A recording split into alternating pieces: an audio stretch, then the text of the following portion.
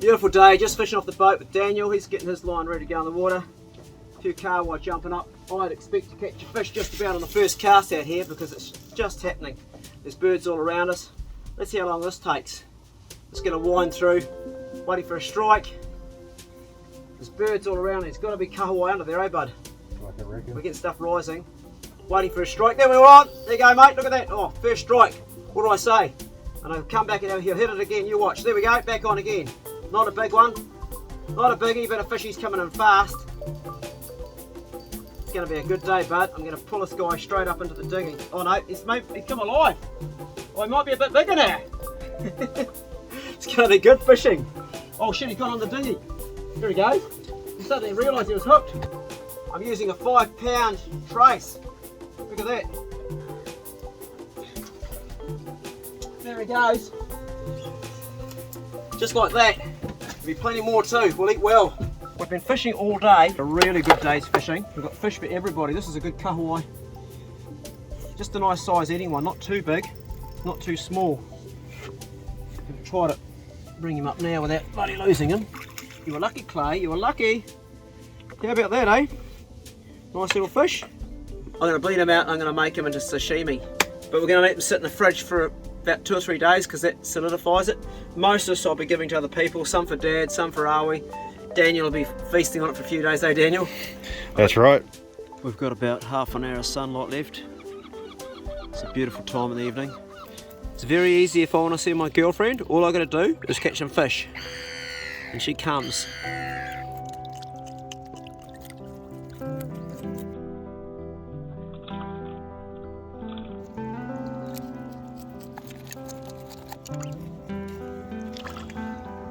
What are you going to do with this fish? Are you going to have it all sashimi or are you going to cook some? Only sashimi. Only sashimi? Right. Why don't you ever cook kahawai? Because I love sashimi. Yeah. How do you rate kahawai as a sashimi fish?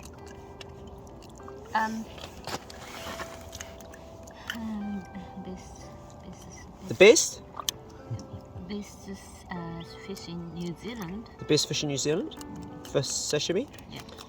What about bluefin tuna? Because you've had bluefin tuna in New Zealand. Do you think this is better than bluefin tuna? You've had both. I've given that to you before. If I comparing this similar kind of sashimi in Japan and bluefin tuna in Japan, Yeah. I prefer this kind of fish. Really? Yes. Wow. Yeah. Wow. Of course, it depends on the people, but I'm not really a fan the big fish. Yeah. But I love tuna, the fat. Yeah, the fat. Area too. And you prefer the smaller kahawai? Mm. Do you prefer to have them sit in the fridge a day or two before you eat them? Yeah. Yeah, me too. Well, you're the one that got me into the sashimi, or sashimi, how I say it, but sashimi's the right way to say it, yeah? Sashimi. Yeah, you're the one that got me into it now that you got me into it. A lot of my friends I have. can't remember how I started it. I can't remember. I can't, but I know now that I can't eat it any other way, and I know that my son eats it that way, Yeah. and a lot of my friends do, and you started a trend in New Zealand. Japanese came to New Zealand. There's still fish out there. You can see what the fish have been feeding on, these little fish, so this is why a lure this size is what we want to use. It's out of the fish's gut. This is going to be all for Awi's chickens. There's another little fish in there too, look. Another small one down here. Little sprat, so yes, that's what they're feeding on. They're also feeding on crabs. Pretty nice fish to take home. You can wrap the newspaper, yeah? Yeah. Good idea.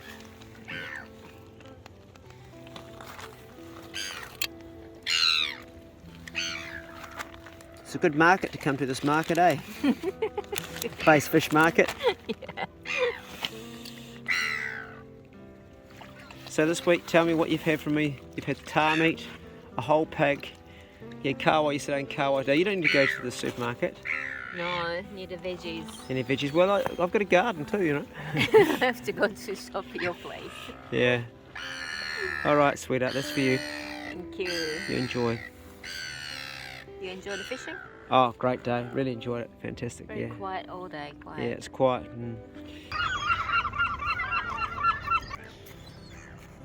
Good job, fella.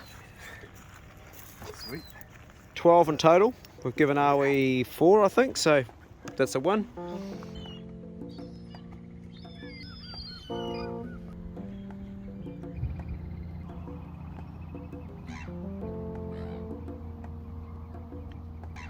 She's putting out some heat that now.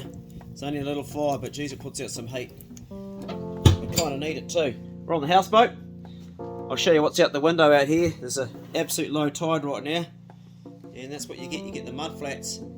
You get all the wading birds come in. And it's very peaceful. It's nice. This is my little bay. It's where I sleep. It's my home until the house is finished. The old farmhouse. Well, it's my bedroom's finished, but we don't have a kitchen, and this is a good place to work. There's the view this morning. I've been up since it was dark. I've been down to the farmhouse and checked Daniel and checked the dogs. Daniel's a young fella staying there now. I'll be taking him hunting later on today. There's another way you can do it, the same way you do blue cod, but this is for sashimi. You've got to do it this way. So flip that over now. Good, you've got it. See where I'm putting the knife in? I'm going in about here. See that? And what I'm doing is I'm just keeping it parallel to the board. I'm not going that way, otherwise I'll cut the skin. I'm not going too high, otherwise I'll lose flesh. And it's a very simple thing, but make sure you keep your knife moving so it can cut and then pull like this. You may cut your skin, you may find that you cut the skin. That's okay, you can save it if you don't. And it's going to go along and let the knife do the work. See, I'm angling that. I'm doing it very slow. Normally it'd be one pretty quick cut, but I'm doing this to show you. And we're going to keep our skin, remember. So what we've got now is we've got a fillet that's come off there without the skin on it. There's our fillet there, see? Okay? Sweet. It's got a wee bit of skin on it, and that is actually acceptable for sashimi, believe it or not. That's acceptable for this type. I learnt that from Awi. So there's our fillet. There's our skin that we're going to keep. What we're going to do is we're going to throw the skin in the pan, and we're going to make some really nice crunchy chips of that. So we'll just take that off to save it. And we've got this over here. So we'll put skins on one side in a little pile. I'll let you do yours now, and I'll do the other side of mine.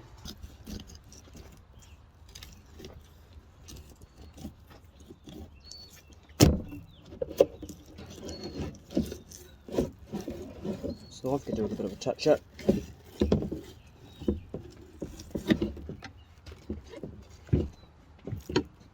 So what's going on in Jodie's world, other than slaying deer and bloody taking maidens into the forest? Anything amazing? That's about it, really. Yeah. Yeah, okay. What's yeah mean? That's pretty much it. Teenage language, yeah. Fucking words to say to me, yeah. We're heading away for a hunt today. We're taking 4 young men. Jodie's in the truck now with Daniel. We're going to pick up Justin, he's new with us, and Spencer. It could be Spencer's last time with us because he's going to be reunited with his dad, which is good. Hopefully that all works out for him.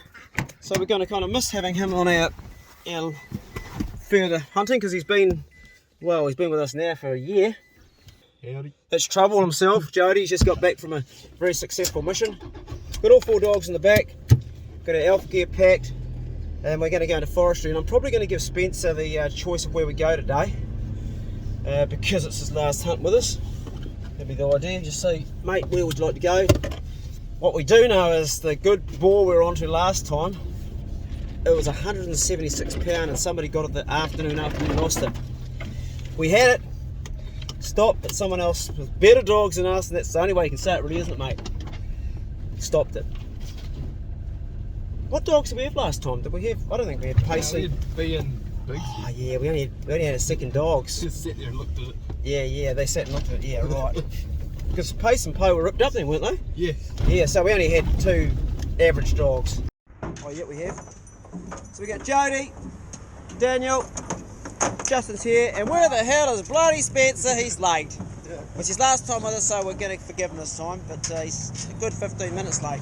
So Spencer has joined us. It's nearly 1:30. He's 25 minutes late, but we're going to forgive him because it's his last time hunting with us. The excuse was he missed the bus. The question is, why did he miss the bus? We won't go there. Do you have a legitimate reason? You ran out in the road to save someone's cat? No, you wouldn't do that. What happened, mate? I was just fucking around at home. Just fucking around at home. I really love that. That's what I'm going to miss about Spencer is his honesty. Pig rooting. Old pig rooting. But down there, Jody just got on the radio and said to me that he's found a mark, a fresh mark of a 40.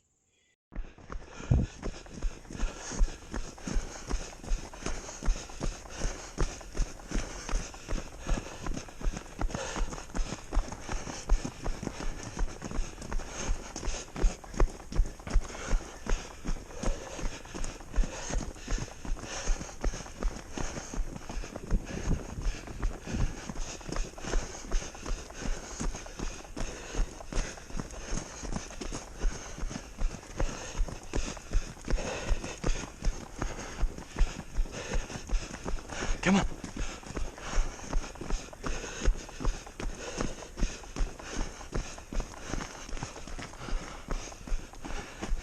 Running a road this way.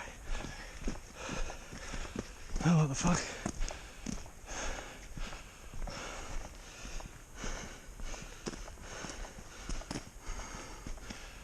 Are they with them? I hope they haven't just come back to them. Oh, what the fuck now? Bees all the way up there. Oh my fucking god. Was it nearly a key away? Back this way. You're fucking joking me.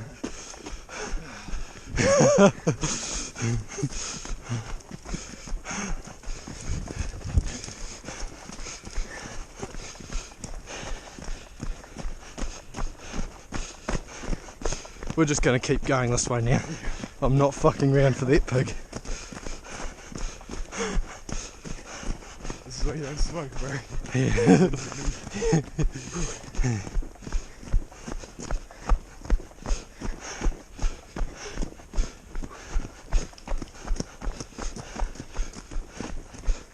So you're asthmatics. Yeah. You're fucking... Yeah.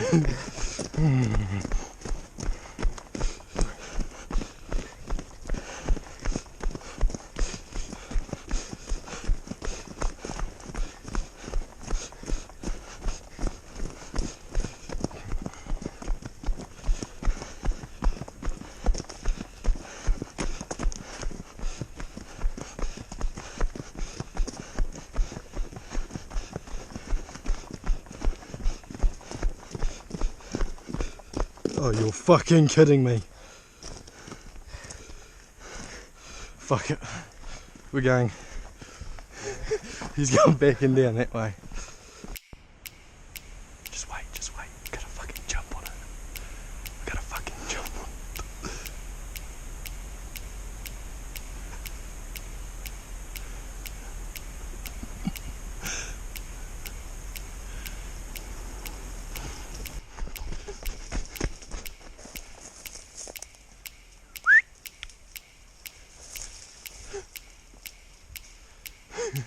Here. Come on. Tss, tss, tss. Danny. Tss, tss. Danny. Pace, pace, pace, pace. Danny. Pace, pace, pace. Pace, Danny. Tss, tss. Pace. You fucking pace. Come here. Come here. Danny. Pace. Hey, hey, hey, hey, hey. Down here, you fucking mongrel. Go, go, go. Danny. It's down here, you fucking dumb cunts. It's down. Go, go, go. Tss, tss, tss. Danny. You've got it. What the fuck are you doing? Maybe they're up in the mother, but I doubt it. Pace is about to catch it. What are you doing, Poe?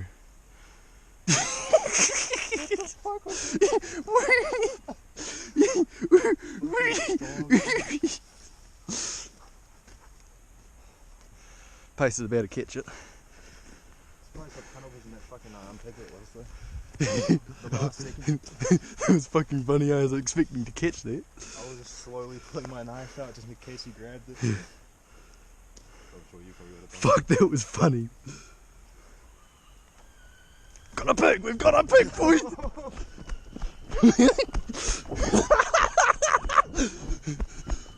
We've got a pig, boy! Right. You go down there. Fucking pick a root.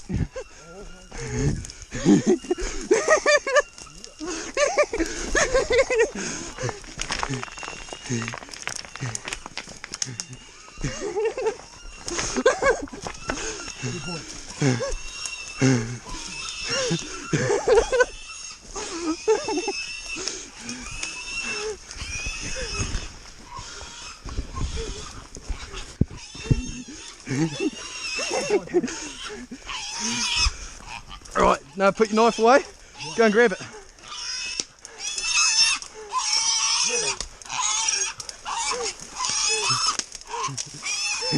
Yep, do that. Grab it by the tail or the back legs. Yep, now drag it out. Drag it out to where it's clear. Awesome, yeah. You got it? Right. Now get your knife out. Get your knife out. Yep.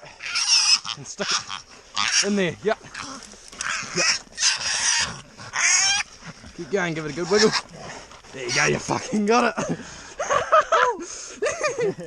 Good dogs. Good dogs. You're right. Let's go catch the mother. Let's go. Fuck yeah. Just drag it up to where it's clear and whip the guts out. Look at these, guys. Good dogs. Good dogs. Fuck, that was funny. It didn't look this big though. It's not that big, but Nah, it looked a lot smaller when I was running. I thought it had fucking white on it, eh? Maybe that was just its eyes. So That's a young boar. So, have you ever gutted an animal before? Gutted fish. Right. So basically, you're going to want to grab it there and go down like that. Yeah. Try not to cut too far into the guts. Yeah. And then do like a V down there, right? No, just cut that in a bit. Yeah, like that. Ooh, don't test that. Yeah. Then Yeah. now So now put your fingers in there, yeah. in that little hole that you've already done, and now run your knife down between your fingers like that. Like up that way or down this way? Both. So yeah, just be careful not to pierce the guts. So you want to run your blade between your fingers like that. Alright. Yeah, exactly like that. Without going too deep so you don't pierce them. That'll be the one.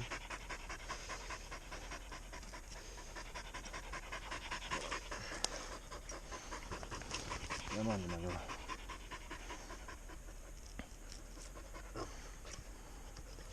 It's probably high enough.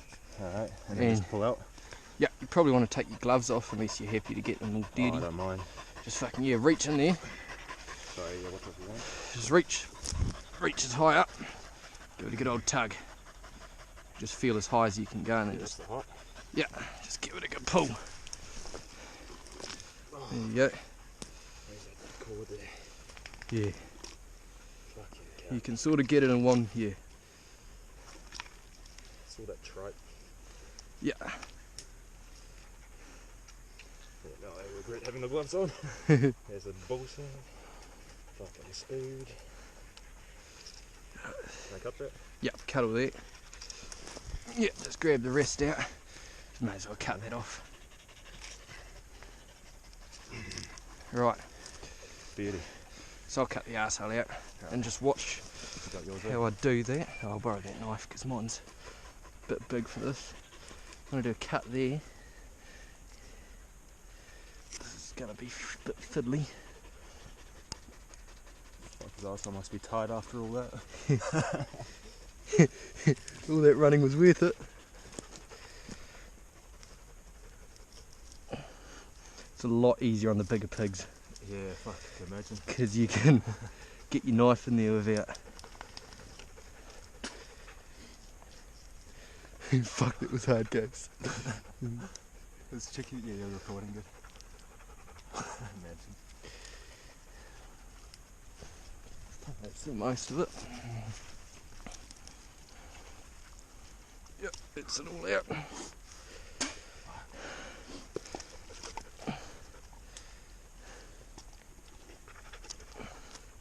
As far as I haven't gone for it.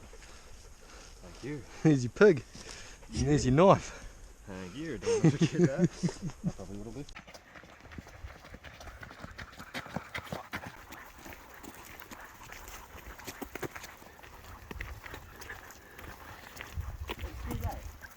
Oh, that'd be a nice way to eat it. You can put that on a, that's a boy, isn't it? I mean, what's that there? Little pee-pee. Is that nuts I can see there? Oh, it's a boy or girl? It's a little boar, isn't it? Or was it a boy or a girl? I don't know, I guess it's a boy if it's got Did you not cut the stuff out? So see how this is cut here? Who did this? Jody. No, that was all me. Well, see, that's way too much. All that meat's contaminated. You make a wee hole that big next time. That's okay. Next time make a hole that big so this meat's not all exposed because that's all now contaminated. Well, it's okay, but you just make a little hole. Yeah. And try and work out what sex is next time too, so you know it's a boar or something. I'm guessing it's a. I'm guessing it's a little boar mate because of those things. Do you know what those are there, Daniel? I know. They are D's nuts. Small, but... They're D's nuts, mate. Yeah, that's not a sow. That's a little boar. Oh, good boy. Cute face though. Don't disrespect the animal, mate. He's dead. He's mate. Okay. Okay. Oh, well done on your first pig. Thank you. Still there. Yeah, so he got his first pig. It wasn't a biggie, but it was a piggy. And our orders, we take everything. Did you have fun there, Justin? Yeah. You enjoy it, mate? Yeah. Do you want to come out with us again? Yeah. Do you want to come for a fish as well? Yeah. Can organise that for you, bud. Yeah. We had an epic day the other day, so we'll take you for fish. Yeah, so what we're going to do tomorrow, or the next day, we'll cook up your pig. We'll do a pig on a spit. That'll be nice, yeah. Be good, eh? Yeah, so anyway, we'll look forward to that. Right, we'll get out of the bush. We did actually get onto another pig, but the dogs, no, we didn't, bullshit. We lifted a pig, but the dogs never got onto it. What happened? So that was a bit of a bugger. Right, home, James. Daniel, he's now officially a pig hunter. He blooded his knife yesterday on his first pig. So we're going to put that on a spit roast. Anyway, I thought it'd be a cool idea to share a story with you guys. I've just been telling them about my times in Thailand when I was working for the mafia over there. When I say the mafia, I won't go into the name of who it was and the outfit it was, but it was 1991 and I was there for a few months and I had a job doing massage, getting fighters prepared to go and do fighting. It was illegal fighting and my job was to get them really, really relaxed days into going into that and then getting them prepped to fight at the last minute, and it made a big difference. I was doing shiatsu massage. I knew a little bit about that. I've been trained under Colin Doherty in Christchurch, and it was successful. But I'm explaining to him about a time I was in Cambodia. This is a true story that happened. It was 1991, so there's nothing I'm going to change here exactly how it was because it's one of those stories that it couldn't really get any better. And it's a little bit graphic. In fact, it's quite graphic, so if you squeamish about horrible things happening to people, then please don't listen to the story. And I can understand. I hate watching stuff where people are hurt.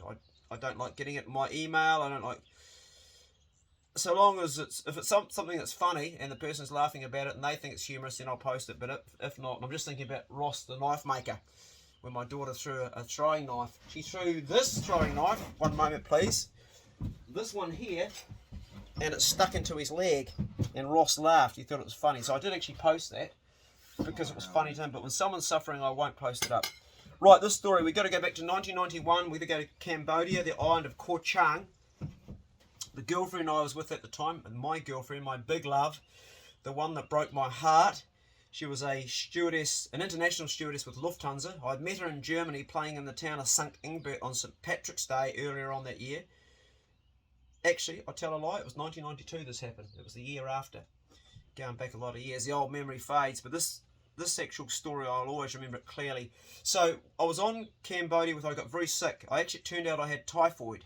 Typhoid will kill you. I only found that when I got back to New Zealand when the doctors did all the blood tests and that. So I wasn't very well manned during the time of this. She flew back to Germany and she left me sick there. And later on she apologised for that, for abandoning me. I don't think she realised how sick I was. But I was left there and I made my way to from Cambodia or the island of Koh Chang back to Thailand. Now when I got to the mainland, we got on a bus. There was an Irishman, American and myself, and the rest were German tourists, a few French and maybe some Spanish, I think, on this bus. 4 a.m. in the morning exactly, somebody starts screaming, "He's robbing me, he's robbing me." There were 5 bus drivers on the bus that were taking turns at driving. We're driving through the night, so we're going through the night back to Koh San's Road in Bangkok. Those of you who travel know where that is, very famous place. And what was happening was the bus drivers were taking the bum bags or the things around your neck where you keep your wallet and your money. They were stealing it off the people on the bus. So this guy was stealing, and there was 5 of them that were circulating, taking turns, and they were all part of it. They're all doing this to the actual people, the passengers. It was an organised crime thing. Now, the police in Thailand are brutal to anybody that does something to tourists, because the industry there is so important, the tourist industry. So anything that comes along that stuffs it, if you do something like that and get caught, you don't want that to happen. So now we're in a situation where we're just on our way to the main place. Now I knew the passage, I knew exactly where we were going because I'd done that passage a few times. And the guy that was driving the bus, he was also in on it. So we wanted to take these guys to police. If we'd known what the police were going to do to them later on, we wouldn't have done it. We didn't realise. We just wanted to see justice, because a lot of people on the bus had already lost their passports, their money. So everybody's now checking their stuff. The bus is still hurtling along in the middle of butt-fuck nowhere on the road, and we're all checking to make sure I've got my money. Another guy's found he's lost it. So we take control of the bus. I stand over the bus driver. I'm over him. First of all, I've beside him there, and I've got a guy behind me, an American guy who I was telling you about before, and I've got the Irish guy, and the Irish guy's deadly. He's like, I fucking care fucking anybody, man. You'll fucking move. I'll fucking have you. He was like that the whole time. A real dubbo sort of accent. So he was like ready for just anything to happen. The American guy was a real big guy. He was almost like the Rock. He wasn't as big as the Rock, but he had that calm thing about him. And he was just like, no one's going anywhere. He was standing over the exit of the door, and he was a big man. And when you consider the Thai people are all small, and this American guy was so big, he looked even bigger. So I'm standing over the driver, controlling the driver, saying, drive this way, because I knew exactly where we were, and I didn't want him taking us off down the side.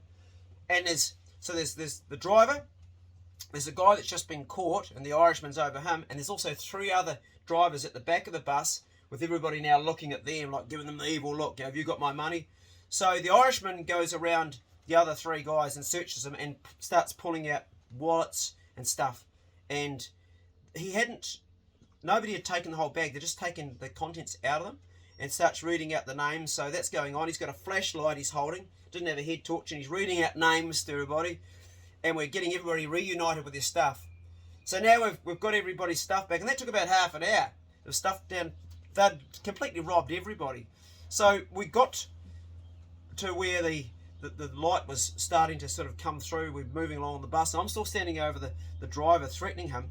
And he stops the bus suddenly, and I said, keep going, stops it, and he opens the doors, and 2 guys bolt out, 2 of the drivers, in the middle of nowhere.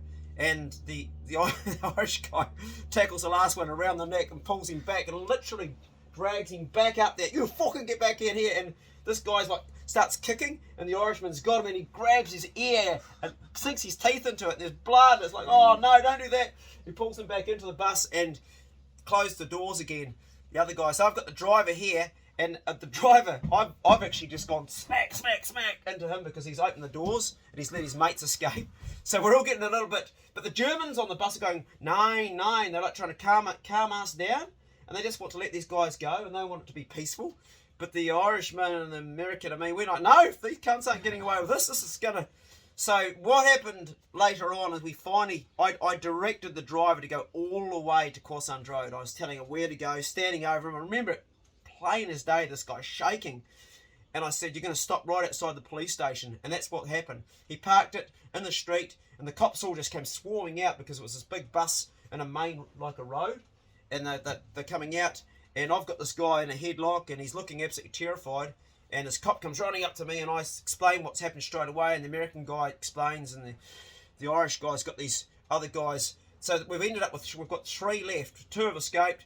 We've got the driver. We've got the original guy that we caught stealing that stuff. He was a fat guy. He was like quite big for a Thai guy. Normally they're not that fat, so they're quite lean people normally, and quite wiry. But he was like a little sumo wrestler. We got him and one other, and the other 2 have escaped. Right, what happened next? So this is the graphic part. So we don't really don't listen to this if you don't want to hear what the outcome was. So the cops came on, and everybody gave their affidavit. Is that what it is when you say what happened? Oh, well, their I wouldn't know. No, an affidavit's for legal purposes when you go to court. No, I think it's just gave their witness of what had happened, the crime. They wrote down their names, and they did and thing. And the 3 guys that we caught, the bus drivers, were just terrified, eh? They were absolutely terrified. So they took them into the compound, and everybody else went. The bus got taken away. And they took me into the station for more questioning, and they didn't take the Irish guy because he was so, what's the word, impossible to understand with his thick accent. They kept on asking questions, and what you say? What you say? Or something, and fuck off, man. What you say? So he couldn't be understood, but the American guy could. So we're inside now. We're in this.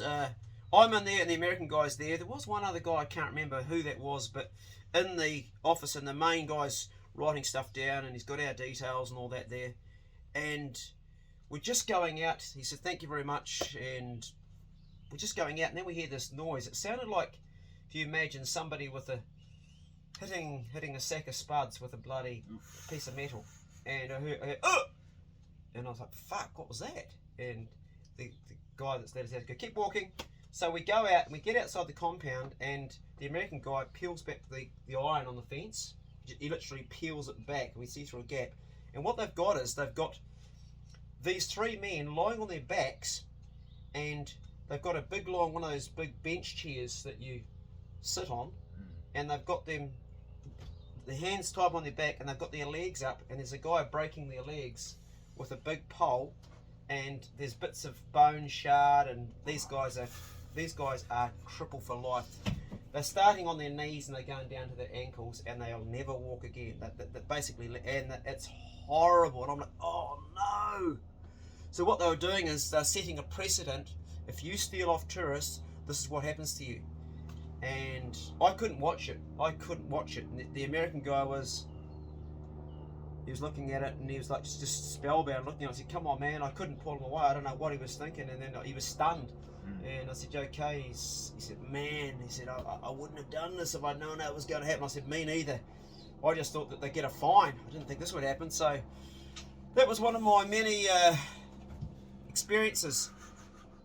I also saw people killed when I was in Thailand. I saw some pretty terrible stuff. And in Cambodia, I saw a guy killed on the beach. Yeah, drug related. So it's a nasty old, tough old world out there. And sometimes we don't know how lucky we live, eh? And I really felt for the people that's the thieves. They probably had I know you shouldn't ever steal, but they probably had their own situation where they had to in life, and that's how they ended up being made crippled. Their lives would have gone to being beggars. They would have used their deformities. If they'd healed, they may have died of infection. I don't know what became of them. They would have become beggars to survive for the rest of their life. And today they're probably not, none of them probably alive. Not a happy story, but just a story I thought I'd share. Still interesting. It is interesting, and it's life.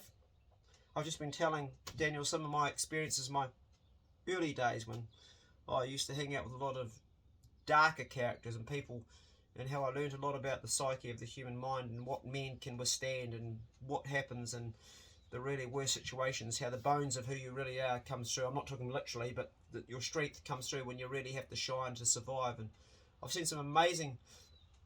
This piece of jelly between your ears is your survival tool. And I wanted to do some videos on survival, and I would say that this is the thing that will make you survive. You may know how to make fire, you may know how to make shelter, you may know how to contain water, you may know how to find food, but if this thing here isn't tough, the rest falls to bits. And you don't, soft mind never ever survives. You've got to have that hard endurance. That's today's little throwback. I thought I'd do a throwback Thursday for a while. I haven't done one for a while, for about 2 years. I was doing them, they didn't go very well. I got a lot of hate from a lot of people about those stories, so particularly the cat one. So I thought I'd just introduce it again, see what happens. If you liked it, say so and give it a thumbs up. If you don't want to hear any more, just explain why, so I know. Because a thumbs down doesn't teach me anything. It doesn't tell me why, and I don't know how to better what I'm doing for you guys. And I am doing it for you guys. Be good, can't be good. Be careful, because the bus driver wasn't careful. Bad joke. See you later. See you soon.